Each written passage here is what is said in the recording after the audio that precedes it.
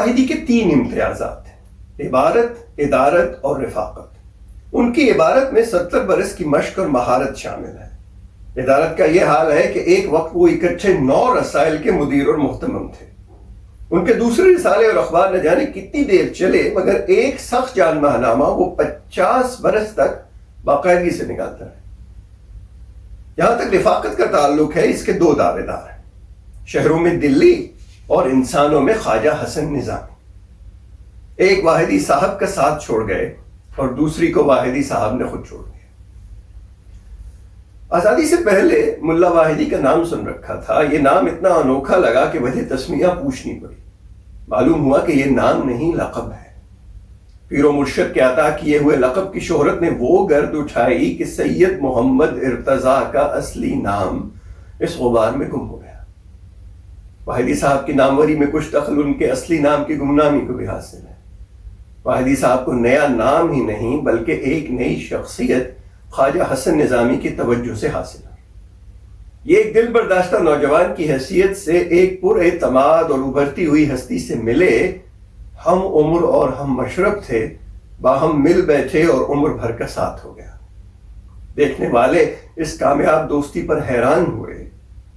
ایک کم آمیز، کم گو اور پس منظر میں رہنے والا، دوسرا مجلسی، طوفانی اور شوق قلم۔ ایک سراسر منادی، دوسرا محض تاثرات۔ دیکھنے والوں کی نظر عادات پر گئی یا طبیعت پر، خاص اور جوہر ان کی نظر سے اوجھل رہے۔ دونوں میں وزاداری تھی، اسلام، اردو اور دلی سے محبت تھی، انتھک محنت سے اپنی صلاحیتوں کو اجاگر کرنے اور آگے بڑھنے کی امنگ تھی۔ دونوں کے دیر پا تعلقات کی شاید ایک وجہ یہ بھی ہو کہ خواجہ حسن نظامی نے انہیں کبھی مد مقابل نہ سمجھا اور ملا واحدی نے انہیں کبھی روایتی پیر نہ مانا۔ یہ اگر مقابلہ کرتے تو ہار جاتے، اور اگر میرے مرید ہو جاتے تو ملا واحدی نہ بن سکتے، جو بذات خود ایک قابل قدر زندگی کا نام ہے۔ نوائی وقت پہ جب تاثرات کے عنوان سے واحدی صاحب کا کالم چھپنے لگا تو پہلا کالم پڑھتے ہی دل مچل گیا اور واحدی صاحب کو جاننے اور ان سے ملنے کی خواہش بھی پیدا ہو گئی۔ اکثر تحریریں ایسی ہوتی ہیں کہ مصنف کی ذات ان میں ڈھکی چھپی رہتی، اور بعض ایسی ہوتی ہیں کہ مصنف کو ان سے علیحدہ کرنا ممکن ہی نہیں ہوتا۔ واحدی صاحب اپنی تحریروں میں نمایاں رہتے ہیں۔ ان کی تحریر ایک طرز نگارش سے زیادہ ایک طرز حیات سے عبارت ہے۔ مغلیہ تہذیب کی وراثت، خاندانی شرافت کا سرمایہ، مرشد کی خاص عنایت، مشاہیر سے ہر وقت کا تعلق، لکھنے پڑھنے کا شوق اور کاروبار، محنت کی عادت، معاملگی کی دیانت، عہد کا پاس، عروس البلاد سے وابستگی، دین کا ذوق، حضور صلی اللہ علیہ وسلم کی محبت اور خدائے بزرگ و برتر کے فضل و کرم پر ایمان کامل حاصل ہو تو لکھنے والے کی ذات تحریر کے ہر لفظ اور فکر کے ہر انداز میں جھلکتی ہے۔ ساری عمر ایک خاص ڈھب سے بسر ہو تو سوچ کا یہ ہمہ گیر مگر پختہ اور یکساں انداز نصیب ہوتا۔ تاثرات سہل اور دل نشین عبارت کے چھوٹے چھوٹے پارے، زبان سلیس اور سادہ اتنی کہ پڑھنے میں روانی کا مزہ ملتا ہے، اور مشکل اتنی کہ اسی طرز میں لکھنا چاہیں تو بے بسی کا احساس ہوتا۔ بڑے سے بڑا نقطہ ہو یا نازک سے نازک مقام، اس عبارت کی سادگی میں فرق نہیں آتا، اور معنی آفرینی کا حق بھی پوری طرح ادا ہو جاتا ہے۔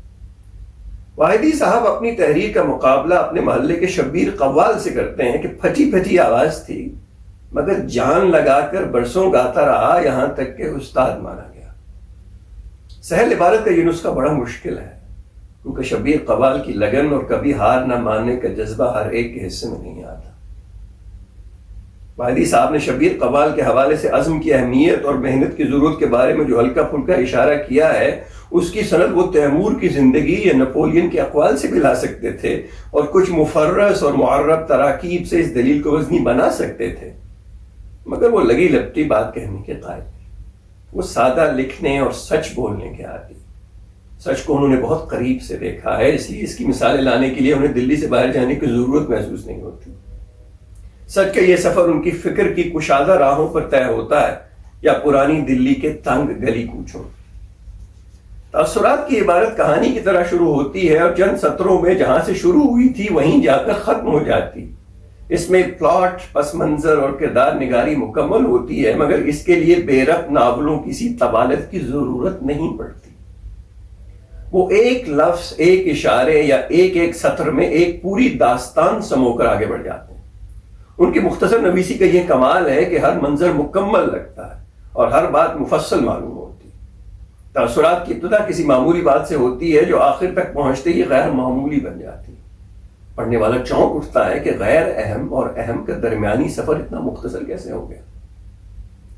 والد صاحب کا راز یہ ہے کہ وہ اس فاصلے کو عام روش سے ہٹ کر ایک متروک پگڈنڈی کے ذریعے طے کرتے ہیں، جسے بے راہ روی کی طویل راہیں دریافت کرنے سے پہلے صراط مستقیم کہتے تھے.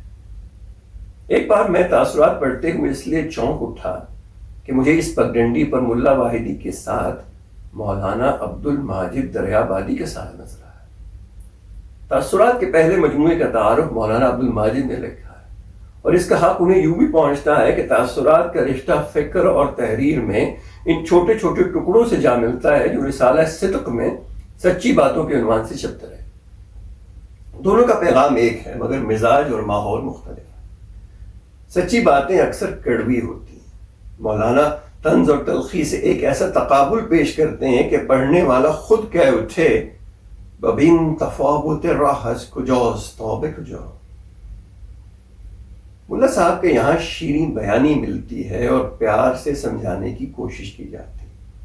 مولانا ایک تنگ نظر اکثریت کے بوجھ تلے دبی ہوئی بدحواس اقلیت کی نحیف آواز ہے اور ملا صاحب ایک نظریاتی ملک کی بھٹکی ہوئی اکثریت کے نقار خانے میں طوطی کی آواز.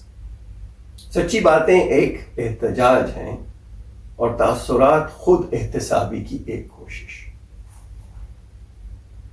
تاثرات کی پہلی جلد اہتمام سے شائع ہوئی مگر اس کی ترتیب اور تدوین سے اس کے تاثر میں کمی آ گئی. تاثرات چھوٹے چھوٹے نثری پاروں پر مشتمل ہے. ہر ٹکڑا ایک اکائی ہے اور اس کا کوئی عنوان نہیں. کتاب نے ہر تاثر کو 2-3 ٹکڑوں میں تقسیم کر کے ان کے مستقل عنوانات قائم کر دیے.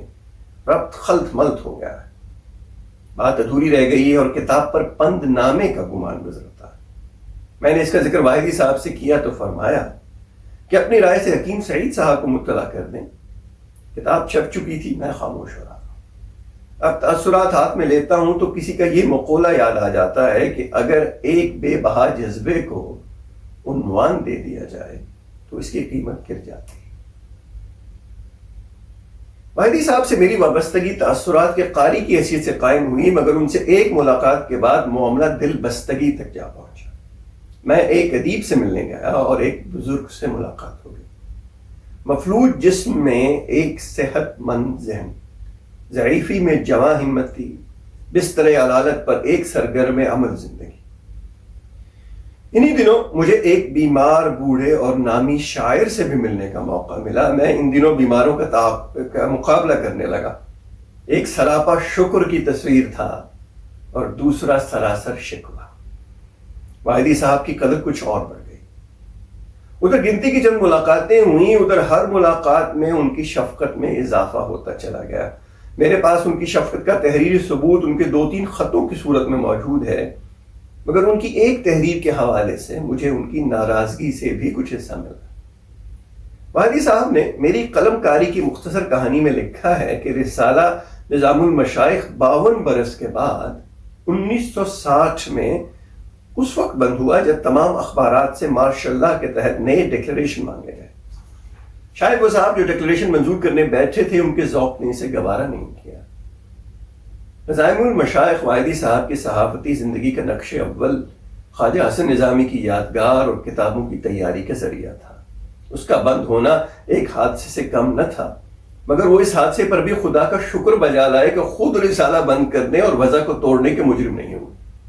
مجھے موقع ہی نہیں ملا کہ واحدی صاحب کو بتا سکوں کہ نظام المشائخ کے ڈکلریشن کو نامنظور کرنے والے حکم پر میرے دستخط ہوئے تھے. اس حکم کی وجہ ذوق کی وہ کمی نہیں جس کی طرف واحدی صاحب نے اشارہ کیا ہے بلکہ وہ زیادتی ہے جو اس وقت کے قانون نے اخبارات پر روا رکھی. نظام المشائخ جہاں تک مجھے یاد پڑتا ہے اپنی مالی حالت کی وجہ سے نیا اجازت نامہ حاصل نہ کر سکا۔ قانون بنانے والوں کی نیت میں بے شک فطور تھا، مگر اس کے تحت جو احکامات دیے گئے ان میں ذوق کا نہیں ضابطے کا قصور تھا۔ واحدی صاحب کی زندگی میں کوئی تسنن نہیں، جو سوچتے ہیں وہی کہتے اور لکھتے ہیں اور اسی پر عمل بھی کرتے ہیں۔ وزاداری کا یہ عالم ہے کہ 85 برس کی عمر اور فالج کے باوجود 1970 کے عام انتخابات میں ووٹ ڈالنے گئے۔ رائے شماری چونکہ خفیہ تھی اس لیے جس امیدوار کو ووٹ دیا اس کا نام نہیں بتاتے، صرف اتنا اشارہ کیا کہ جس امیدوار کو ووٹ دیا تھا وہ کامیاب نہ ہو سکا۔ ان انتخابات میں عوامی لیگ کو کامیابی ہوئی اور یہ نتیجہ مغربی پاکستان کے لیے مایوسی کا باعث ہوا۔ خیال تھا کہ واحدی صاحب بھی مایوس ہوئے ہوں گے، مگر ان کی رائے سنی تو پتہ چلا کہ وہ تازہ فکر اور جوان ذہن رکھتے ہیں۔ کہنے لگے کہ مشرقی پاکستان میں جو حقیقت سامنے آئی ہے اس سے انکار مضر اور مخالفت بے اثر ہوگی۔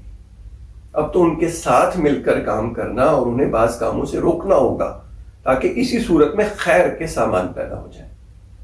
اخبار میں ایک مختصر خط ملک کے حالات پر لکھا جس میں درج تھا کہ شیخ مجیب تک میری آواز پہنچے یا نہ پہنچے، کم از کم مجیب الدعوات تو سب کی سنتا ہے، بس اسی سے دعا ہے کہ جنہیں کامیابی دی ہے انہیں خیر کی توفیق بھی عطا کرے۔ ہمارے گناہوں کا بوجھ اتنا ہے کہ دعا قبول نہ ہوئی اور ملک دو نیم ہو گیا۔ واحدی صاحب نے شادیاں 3 کیں مگر عشق صرف دلی سے کیا۔ ان کے اس عشق کا حال اس وقت کھلا جب وہ دلی کے فسادات کے بعد مہاجر ہو کر ہجر و فراق کی اس منزل پر آ پہنچے جو بزرٹا لائن کراچی کا آباد ہونے والا پہلا کوارٹر تھا۔ واحدی صاحب نے دلی کے بارے میں لکھنا شروع کیا۔ گاہے گاہے ان کے مضمون چھپنے لگے اور چند برس کے بعد اس موضوع پر ان کا ایک مجموعہ شائع ہو گیا۔ اس کتاب کو دلی کے اس دور پر جس سے یہ متعلق ہے ایک دستاویز کی حیثیت حاصل ہے۔ یہ شہر آشوب یا مرثیہ نہیں ہے، اس کا انداز ہائے دلی کا نہیں بلکہ واہ دلی کا ہے۔ عاشق نے دوری کے غم اور مہجوری کے درد کو عشق کی توہین سمجھتے ہوئے اپنے فراق کو وصل و پیار کی اس کہانی سے بہلایا ہے جو کبھی اس کے شب و روز کا حصہ تھی۔ یوں تو بھارت کے ہر شہر سے مسلمان مہاجر جان بچا کر پاکستان آئے اور ان شہروں کی خوشبو اور یادوں کو ہمراہ لائے، مگر تذکرہ لکھنے کا وقت آیا تو سوائے دہلی اور حیدرآباد دکن کے باقی شہروں کو لوگ بھول گئے۔ حیدرآباد کو بھی کوئی ملا واحدی، شاہد احمد دہلوی، اشرف صبوحی، خواجہ محمد شفیع یا خیری خاندان نہ مل سکا۔ ملا واحدی کے یہاں بات سے بات نکلتی ہے اور چراغ سے چراغ جلتا ہے۔ ان کی عمر 85 برس کی ہوگی۔ بچپن میں بزرگوں کی آنکھیں دیکھیں اور ان کی باتوں پر کان دھرا، اس لیے ان کی گفتگو سے پوری 1 صدی روشن ہو جاتی۔ گفتگو میں کتنے ہی پیچ کیوں نہ پڑ جائے اور موضوع کہیں سے کہیں کیوں نہ نکل جائے، واحدی صاحب کی گرفت ڈھیلی نہیں ہوتی۔ مطالعہ اور مشاہدہ ایک طرف، حافظہ اور بیان دوسری طرف۔ سننے والا کبھی اس پر حیران ہوتا ہے اور کبھی اس پر، نہ حیرت ختم ہوتی ہے اور نہ بات ختم ہونے میں آتی۔ بیان کا انداز یہ ہے کہ وہ بات کا ایک سرا لے کر دائرہ بناتے ہیں، پھر دوسرا سرا اس دائرے سے گزار کر گرہ لگاتے ہیں۔ سننے والا بھی بات گرہ میں باندھ لیتا ہے۔ ایک روز کسی بات کے دوران علماء کا ذکر آ گیا۔ واحدی صاحب اس گروہ کی خشک مزاجی، ادب سے لگاؤ کی کمی اور متشدد اور غیر متوازن طبع کا ذکر کرتے ہوئے یوں گویا ہوئے: 2 آدمی میں نے اپنی زندگی میں بڑی متوازن طبیعت کے دیکھے، ایک مفتی کفایت اللہ اور دوسرے حکیم اجمل خان۔ مفتی صاحب اس معاملے میں حکیم صاحب سے بھی بازی لے گئے تھے۔ مفتی کفایت اللہ جمعیت العلماء ہند کے صدر تھے، قوم پرست اور کانگریسی تھے، مگر حالات کی رفتار پر نظر رکھتے۔ نئی صورتحال کے بارے میں ان کی رائے میں ہمیشہ توازن ہوتا۔ ان کے ساتھیوں میں یہ خوبی نہ تھی۔ مولانا احمد سعید اور مولانا حفظ الرحمان سہاروی دونوں کی طبیعتیں مفتی صاحب سے مختلف تھیں۔ مولانا احمد سعید وغیرہ سیاسی مخالفت میں مبالغے سے کام لیتے ہوئے اتنا آگے نکل گئے کہ حقیقت پسندی کے سارے تقاضے پسے پش ڈال دی۔ یہی وجہ ہے کہ ان کے شہر کے رہنے والے اور ان کے جاننے والے پاکستان میں انہیں کبھی اچھے الفاظ سے یاد نہیں کرتے۔ مجھے پاکستان آنے کے بعد ایک بار مولانا احمد سعید کا خط ملا۔ دہلی کے موسم کا حال لکھا تھا کہ 2 ہیٹر جلانے کے باوجود سردی لگتی ہے۔ میں نے جواب میں انہیں لکھا کہ کراچی کی سب سے بڑی خوبی اس کا موسم ہے، اس میں توازن پایا جاتا ہے، شدت بالکل نہیں رکھتا۔ آپ کا خط جس وقت ملا میں اس وقت ایک دوہری بنیان اور کرتے میں بیٹھا تھا۔ یہاں کی گرمی گوارا، سردی گلابی اور برسات بالکل خشک ہوتی۔ البتہ جی چاہتا تھا بارشیں ذرا زیادہ ہوں، مگر ان کی وجہ سے جھگی نشینوں کو جو تکلیف ہوتی تھی اس کی خاطر بارش کی کمی کو بھی غنیمت جانا۔ مگر یہ تو شروع کے دنوں کا حال ہے، اب ہمارے گناہوں نے کراچی کے موسم کو بدل کر رکھ دیا۔ گرمی میں پارہ 110 ڈگری فارنہائٹ تک چڑھ جاتا ہے، سردی میں کوئٹہ سے سرد لہر چلتی ہے تو کراچی آ نکلتی ہے، برسات میں ساری نئی بستیاں ڈوب جاتی ہیں۔ کراچی کے موسم کا توازن کیا بگڑا کہ سبھی کچھ بگڑ گیا۔ اب تو سنا ہے اسلام آباد میں بھی گرمی 118 ڈگری تک ہو جاتی ہے۔ بات میں مفتی کفایت اللہ کی متوازن طبیعت کی کر رہا تھا۔ مفتی صاحب دیوبند کے تھے، سعید احمد، حفظ الرحمان اور جمعیت کے دوسرے اکابر بھی اسی مدرسے کے تھے۔ دیوبند پر خواہ مخواہ کانگریس کی چھاپ لگ گئی، حالانکہ یہ مدرسہ ولی اللہ تحریک کا ثمر تھا۔ مسلم یونیورسٹی اور دارالعلوم میں بھی ٹھن گئی۔ دین اور سیاست میں دونوں کی راہیں جدا ہو گئیں، حالانکہ ان دونوں درسگاہوں کے بانی یعنی سر سید احمد خان اور مولانا قاسم نانوتوی ایک ہی استاد کے شاگرد تھے۔ دونوں نے دہلی میں جس استاد سے پڑھا ہے ان کا نام مملوک علی تھا۔ ویسے مملوک علی بھی درست ہے۔ قاسم نانوتوی تو ہندوستان سے ہجرت کر چکے تھے، مگر مکہ معظمہ سے واپس بلائے گئے۔ شروع میں علی گڑھ اور دیوبند کے مدارس میں طلبہ کے باہمی تبادلے کا رواج بھی تھا۔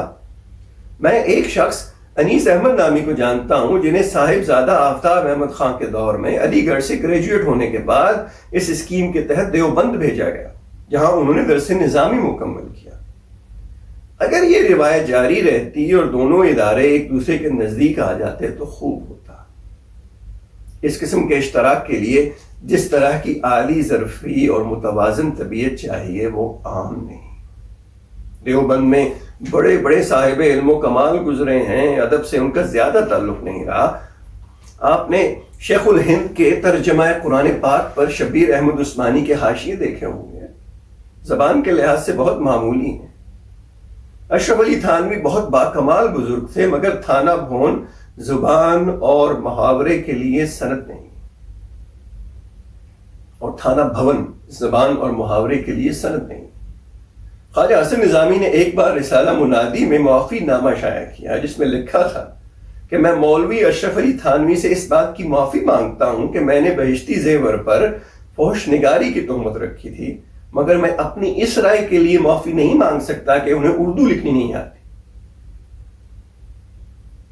علماء میں زبان پر ادیبانہ قدرت صرف نذیر احمد کو حاصل تھی۔ بے حد محنتی اور ذہین تھے، محض مولوی نذیر احمد نہ تھے بلکہ ڈپٹی نذیر احمد تھے، لہذا علماء نے انہیں مان کر نہ دیا۔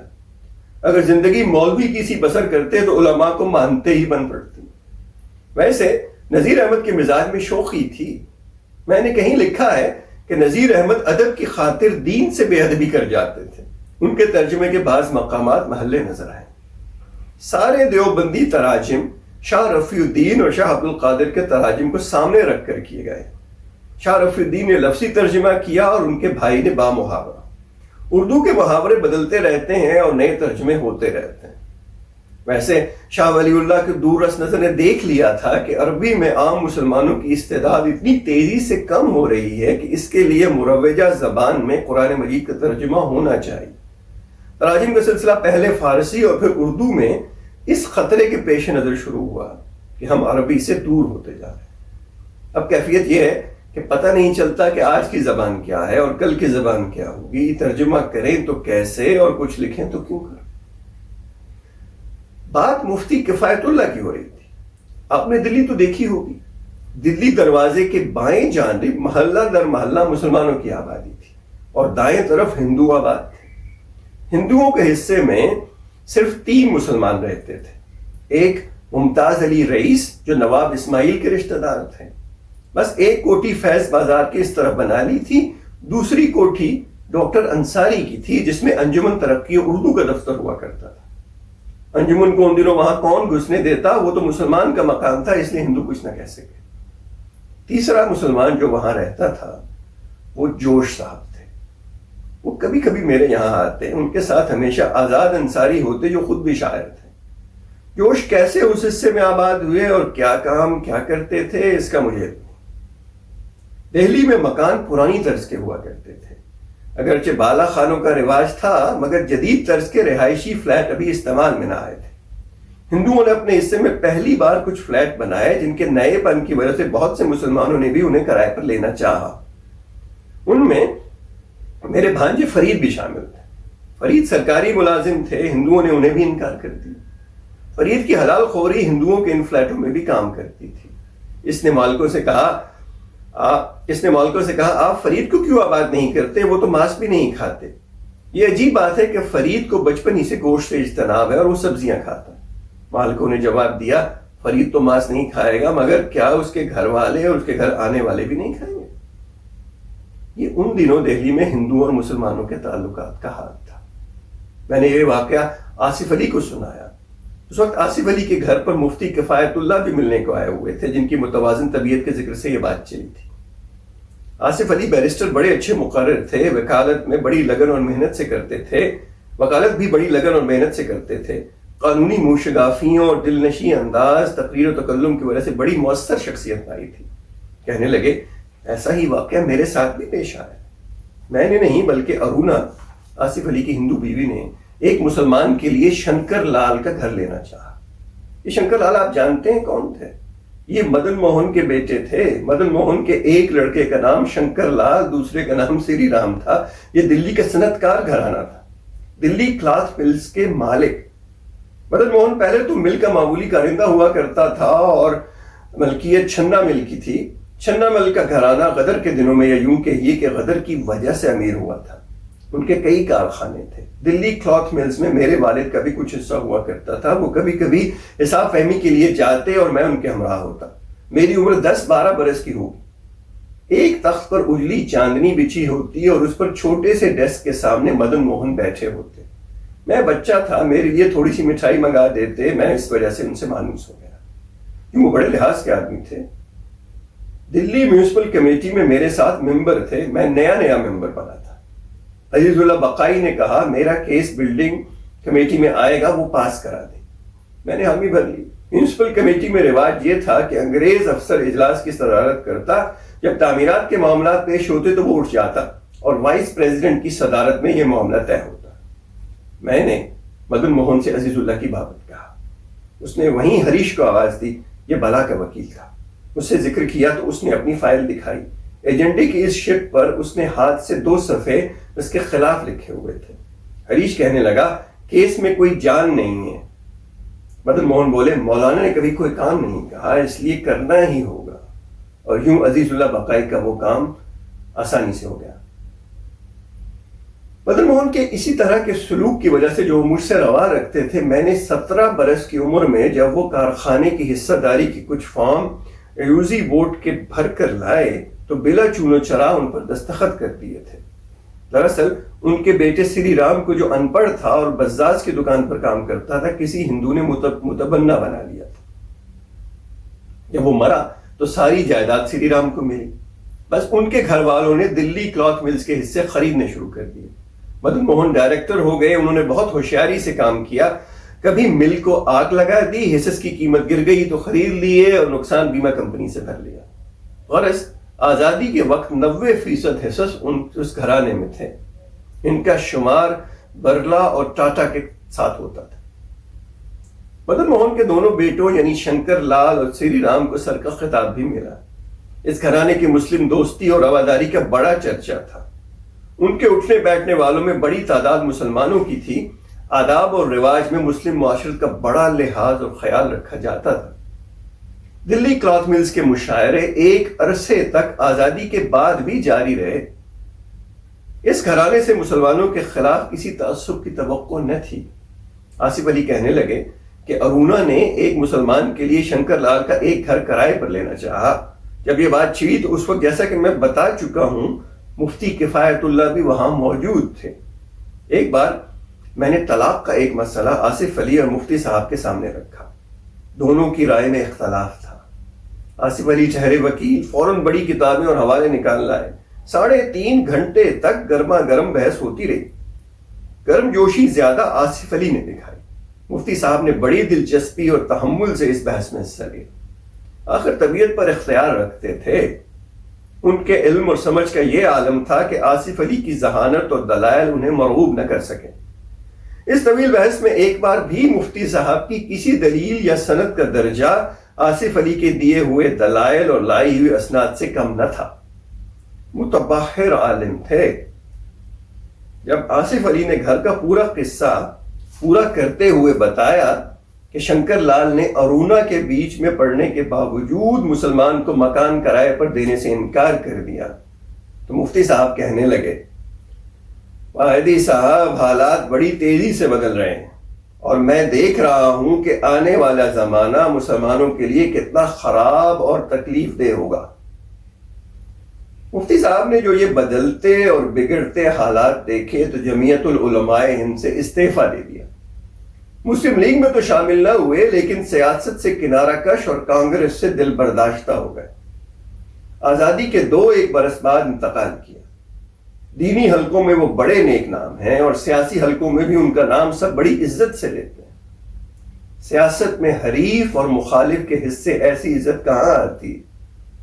یہ تو مفتی صاحب کے مزاج کا فیضان ہے اور مزاج جیسا کہ میں نے کہا بڑا متوازن تھا. واحدی صاحب سے گفتگو کے دوران میری اور ابن حسن برنی کی کیفیت یکساں تھی مگر نشست کا انداز مختلف تھا. میں باتوں میں محو اور کھویا ہوا تھا اس لیے کرسی پر ڈھیر تھا. وہ متوجہ اور چوکس تھے اس لیے مؤدبانہ بیٹھے رہے. انہیں اس طرح بیٹھے دیکھ کر مجھے واحدی صاحب کا شجرہ یاد آ گیا. کہتے ہیں کہ نادر شاہ ہاتھی سے اس لیے اتر گیا کہ اس کی لگام نہیں ہوتی اور شاہ جہان کو ہاتھی پر چڑھنے میں یوں تامل ہوا کہ شاہ کی طرف فیل بان کی پشت ہوتی. نادر شاہ کو دلی میں قتل عام کرنے اور حلوہ کھانے کے بعد تھوڑی سی فرصت ملی، وہ سامان باندھنے میں صرف ہو گئی، وگرنہ وہ ہاتھیوں کو بھی لگام چڑھا دیتا. مغلوں نے آداب شاہی کا یہ حل ڈھونڈا کہ بخارا سے ایک صحیح النسب سید طلب کی گئے جو سواری کے دوران فیل بان کی پشت سے پشت ملا کر بادشاہ سلامت کے روبرو با ادب با ملاحظہ ہوشیار بیٹھے رہتے. یہ عہدہ پیش نشیں کہلایا اور عہدے دار کو فوجدار خاں کا خطاب ملا. ملا واحدی آخری فوجدار خاں کی لڑکی کے پڑ پوتے ہیں. ہاتھی چلتا تو بادشاہ کی نظر آگے پڑتی اور پیش نشیں کی نظریں پیچھے لگی رہتی. واحدی صاحب کو ماضی کی طرف منہ کر کے دیکھنے اور لکھنے کی عادت شاید ورثے میں ملی ہے. وہ دہلی محروم کے پیش نشیں تو بن گئے مگر فوجدار خاں نہیں بن سکے. یہ خطاب تو ان کے پیر و مرشد خواجہ حسن نظامی کو زیب دیتا ہے جنہیں قلق رہا کہ نصف صدی کی رفاقت کے باوجود ملا واحدی ان کی انشا پردازی کے وارث نہ بن سکے.